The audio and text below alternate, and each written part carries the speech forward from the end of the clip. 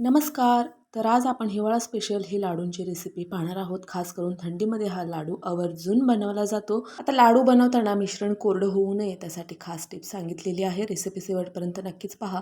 पाहू शकता मस्त असा खुसखुशीत असा हा लाडू बनवून तयार आहे. लाडू फोडून अशा पद्धतीने आपण आहे तसं लाडू परत बनवू शकतो. पाहू शकता मस्त असा हा परत लाडू आहे तसा बनवून तयार आहे. पहिल्यांदा जरी लाडू बनवायला घेतला तरी देखील बिघडणार नाही. त्यासाठी रेसिपी शेवटपर्यंत नक्कीच पहा. लगेच सुरुवात करूया. तर इथे मी घेतलेला आहे एक मोठी वाटी भरून खोवलेला खोबरा. पाहू शकता खूप जास्त जाडसर असं खोवलेलं नाहीये मी, बारीक असं खोवून घेतलेलं आहे म्हणजे लाडू वळायला सोपं जातं. तुम्ही अर्धा किलो किंवा 1 किलो खोबऱ्याचं किस देखील इथं घेऊ शकता. ह्यापेक्षा जास्त भरेल प्रमाण मी सांगणारच आहे. तर हा नारळाचा किस आपल्याला अगदी मंद आचेवरती परतून घ्यायचा आहे. मोठं गॅस करून अजिबात भाजायचं नाही, नाहीतर जळून जाईल, कुरकुरीत होणार नाही. अगदी मंद गॅस ठेवून आपल्याला हे 2 ते 3 मिनिटे हा खोबरा परतून घ्यायचा आहे. आणि पाहू शकता तुम्ही हलकंसं ह्याचा कलर बदललेला आहे, अगदी थोडेसे ब्राऊन स्पॉट आलेला आहे. पाहू शकता. आता इथं आपल्याला हा खोबरा काढून घ्यायचा आहे. खूप जास्त देखील आपल्याला भाजायचं नाही, नाहीतर त्याचं कडवट असं चव येईल. आता हा भाजलेला खोबरा मी काढून घेतला. एक मोठी वाटी खोबऱ्यासाठी मी त्याच वाटीने पाव वाटी शेंगदाणा घेतलेला आहे.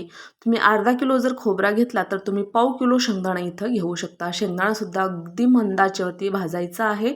पाहू शकता टर्पलाचा असं सहज निघाला पाहिजे इथपर्यंत हा शेंगदाणा आपल्याला भाजून घ्यायचा आहे.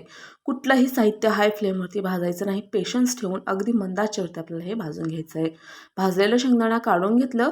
आता इथं घेतलेलं आहे मी 2 चमचा तूप. तूप आपल्याला ह्या लाडूला लागणारच आहे. तर इथं मी आपण जी घरातली आमटीला वाटी वापरतो त्या वाटीने पाऊण वाटी तूप घेतलेलं आहे. सगळे साहित्य भाजण्यासाठी थोडं थोडं तूप टाकून आपल्याला हे सगळे साहित्य भाजून घ्यायचं आहे. आता 2 चमचा तूप मी इथं वापरलेलं आहे. त्यामध्ये आपण एक छोटी वाटी भरून बदाम घातलेला आहे. 30 ते 35 बदाम इथं असेल. तुम्ही अर्धा किलो खोबऱ्याला 40 ते 50 बदाम देखील इथं वापरू शकता. बदाम सुद्धा आपण अगदी मंद आचेवरती खमंग असं भाजून घेतलेलं आहे. पाहू शकता तुम्ही ह्याची टर्पल सहज अशी निघायला लागली आहे. बदाम काढून घेतलं. आता त्याच उरलेल्या तुपामध्ये आपल्याला काजू देखील परतून घ्यायचा आहे. थोडेसे पिस्ता घातलेले आहे मी. आता इथे आपल्या आवडीप्रमाणे आपण हे ड्रायफ्रुट्स कमी जास्त करू शकतो. तर इथं मी हा काजू भाजून घेतलेला आहे. पाहू शकता अगदी मस्त असं खमंग भाजलेलं आहे. आता परत एक 2 चमचा मी तूप घातलेला आहे. त्यामध्ये घालायचे आहेत मगज बिया. मगज बिया सुद्धा चांगलं तडकेपर्यंत आपल्याला भाजून घ्यायचं आहे. भाजलं की काढून घ्यायचं. कुठलेही पदार्थ हाय फ्लेमवरती भाजायचं नाही, नाहीतर पदार्थाचं रंग लवकर बदलतं आणि ते टेस्टला सुद्धा वेगळं लागतं. आता तीळ देखील मी भाजून घेतलेला आहे.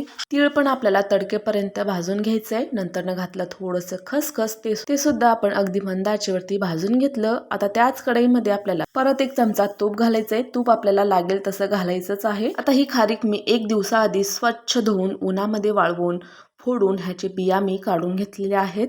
आता हे चांगलं असं तुपावरती आपल्याला अशा पद्धतीने परतून घ्यायचं आहे. खारीक आपल्याला स्वच्छ धुवून आदल्या दिवशीच तयार करून ठेवायची आहे, म्हणजे ऐनवेळी आपल्याला वापरायला येईल. आता ज्या वाटीने आपण खोबरा मोजून घेतलं त्याच वाटीने अर्धी वाटी मी खारीक घेतलेली आहे. आता अर्धा किलो खोबऱ्याला 200 ते 250 ग्राम इथं खारीक वापरायची आहे. खारीक ही शक्यतो अख्खीच आपल्याला विकत आणायची आणि घरीच त्याची पावडर बनवायची, म्हणजे भेसळयुक्त खारीक पावडर आपल्याला मिळणार नाही.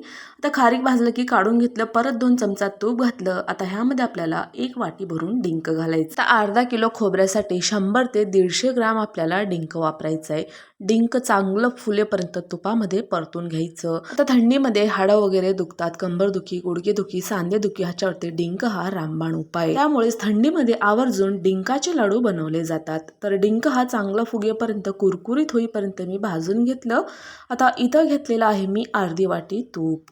वजनी प्रमाणामध्ये 100 ग्रॅम तूप घेतलेलं आहे. आता अर्धी वाटी तूप घातलं की त्याच वाटीने 1 वाटी आपल्याला गव्हाचं पीठ घालायचं आहे. आता 500 ग्रॅम जर तुम्ही खोबरा घेत असाल तर इथं पाव किलो गव्हाचं पीठ वापरायचं आहे. आणि वाटीने घेत असाल तर ज्या वाटीने तुम्ही खोबरा मोजून घेतला त्याच वाटीचा 1/4 भाग आपल्याला इथं गव्हाचं पीठ वापरायचं आहे, म्हणजेच पाव वाटी गव्हाचं पीठ वापरायचं. आता हे पीठ मी तुपामध्ये अगदी मंद आचेवरती लालसर होईपर्यंत खमंग असं भाजून घेतलंय. पाहू शकता चांगलं असं भाजलेलं आहे, कच्चं अजिबात ठेवायचं नाही.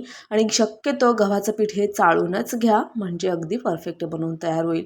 गव्हाचं पीठ भाजून झालेलं आहे. आता ह्यामध्ये आपल्याला घालायचं आहे गूळ. आता ज्या वाटीनं मी खोबरा घेतलं त्याच वाटीने अर्ध्या वाटीपेक्षा थोडंसं कमी गूळ घेतलेलं आहे. आणि अर्धा किलो खोबऱ्याला 400 ते 450 ग्रॅम इथं गूळ घ्यायचं आहे. आता गूळ कसा घ्यावा, गुळाची पावडर अजिबात घ्यायचं नाहीये.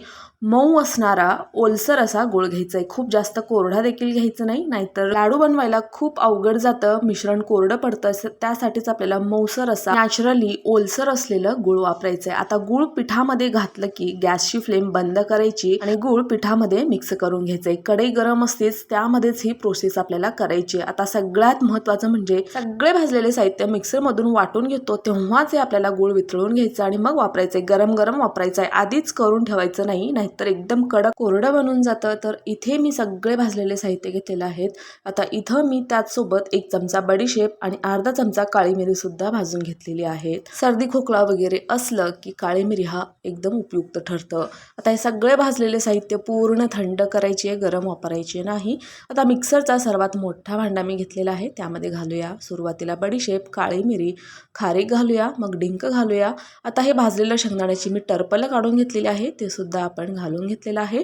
काजू आणि बदाम सुद्धा घालून घेतलं आणि आता हे मगज बी आपल्याला फक्त अर्धे घालायचे, तीळ आणि खसखस घालायचे नाही. आता हे सगळे घातलेले साहित्य पल्स मोडवरती थांबून थांबून फिरवून घ्यायचं, म्हणजे थोडंसं भरडसर असं वाटलं जातं, पूर्ण असं पेस्टसारखं होणार नाही.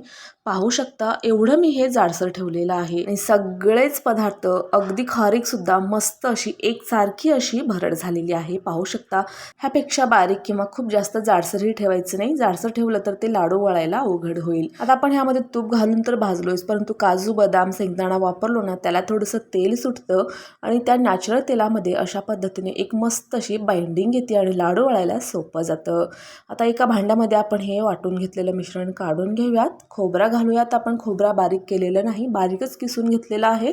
मिक्स करताना खोबरा पूर्णपणे तुटून जातो. आता इथं घेतलेला आहे अर्धा चमचा सुंठ पावडर. नुसतं हाडं दुखण्यावर थोडी ना उपयुक्त ठरणार आहे, सर्दी खोकल्यावर सुद्धा हा लाडू अतिशय उपयुक्त ठरणार आहे, कारण काळी मिरी, सुंठ पावडर, बडीशेप आपण सगळं घातलेलं आहे. 1 चमचा वेलची पूड घातली आणि नंतर जो आपण गुळाचं आणि गव्हाचं पिठाचं मिश्रण बनवलं होतं, तो गरम गरम असलेलंच मिश्रण ह्या मिश्रणामध्ये मिक्स करून घ्यायचं आहे. थंड करून अजिबात घ्यायचं नाही. जर समजा चुकून जर थोडंसं थंड झालं मिश्रण, ते गुळाचं आणि गव्हाचं कोरडं झालं, तर तुम्ही हलकंसं गरम करून मिक्सरवरती ते फिरवून घेऊ शकता. त्याला मस्त असं ओलसरपणा येईल. मग ते नंतर तुम्ही ह्या मिश्रणामध्ये मिक्स करून गरम असताना चांगलं अशा पद्धतीने हातावरती चोळून हे मिक्स करून घेऊ शकता. तर पाहू शकता अशा पद्धतीने चांगलं असं हे गरम असतानाच मी मिक्स करून घेतलेलं आहे. गरम असतानाच मिक्स केलं की मस्त असं बाइंडिंग येतं, लाडू बनवायलाही खूप सोपं जातं. आणि जर समजा जर मिश्रण कोरडं राहिलं, लाडू जर वळत नसेल, तर तुम्ही ह्यामध्ये तूप घालू शकता. तर इथं लाडू बनत आहे तरी मी दाखवण्यासाठी म्हणून 4 चमचा तूप घातलेलं आहे. तूप कधीही घातलेलं चांगलंच असतं. खूप जास्त देखील तूप वापरायचं नाही, अगदी प्रमाणातच वापरायचं आहे. आता वरून 4 चमचा तूप घालून घेतलं, म्हणजे लाडू वळायला सोपं जाईल. आता चांगलं मिक्स करायचं आहे. तर इथं मला लाडू बनवायला 200 ग्राम तूप लागलेलं आहे. तुम्ही जर अर्धा किलो खोबरा घेतला तर 300 ते 350 ग्राम तुपाचा वापर करू शकता, किंवा थोडं थोडं जर तुम्ही वापरला तरी देखील त्याहीपेक्षा कमी तूप लागू शकतं.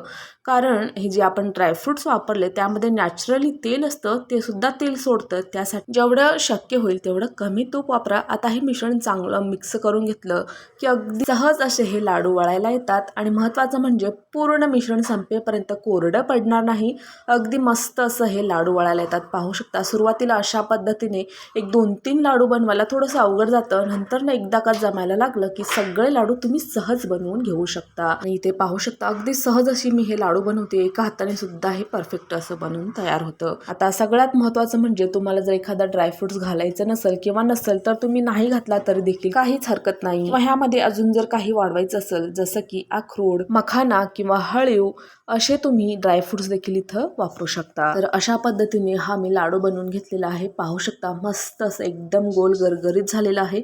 आता प्रत्येक वेळेस सुरुवातीचा लाडू बनवून झाला तर प्रत्येक वेळेस अशा पद्धतीने हा मिश्रण हातावरती चोळून घ्यायचं, म्हणजे हाताच्या गरमीमुळे हे थोडंसं असं नॅचरली ओलसर होतं, एक जीव असं होऊन तयार होतं आणि लाडू बनवायला सोपं जातं. तर अशा पद्धतीने सुरुवातीला दोन्ही हाताने हे दाबून घ्यायचं, सेट करायचं आणि मग अशा पद्धतीने एका हाताने हे लाडू बनवून घ्यायचे आहेत. अगदी परफेक्ट असे न चुकता हे लाडू बनवात. अगदी तुम्ही पहिल्यांदा जरी बनवायला घेतला तरी देखील अगदी परफेक्ट असे लाडू बनवून तयार होतील. आता रेसिपी कशी वाटली तुम्हाला ते कमेंट करून नक्की सांगा. अशा पद्धतीचे लाडू नक्कीच ट्राय करा, परफेक्ट बनवून तयार होईल. अशा पद्धतीने मी सर्व लाडू बनवून घेतलेले आहे. एकदम मस्त असे परफेक्ट लाडू झालेले आहेत. आता मी इथं 1/2 किलोपेक्षा थोडंसं कमी खोबरं वापरलं होतं. त्यामध्ये मध्यम आकाराचे 45 लाडू बनवून तयार आहेत, पाहू शकता. थंडीमध्ये रोज एक खा आणि तंदुरुस्त राहा. आता लाडूची रेसिपी आवडल्यास लाईक शेअर सबस्क्राईब करायला विसरू नका. धन्यवाद.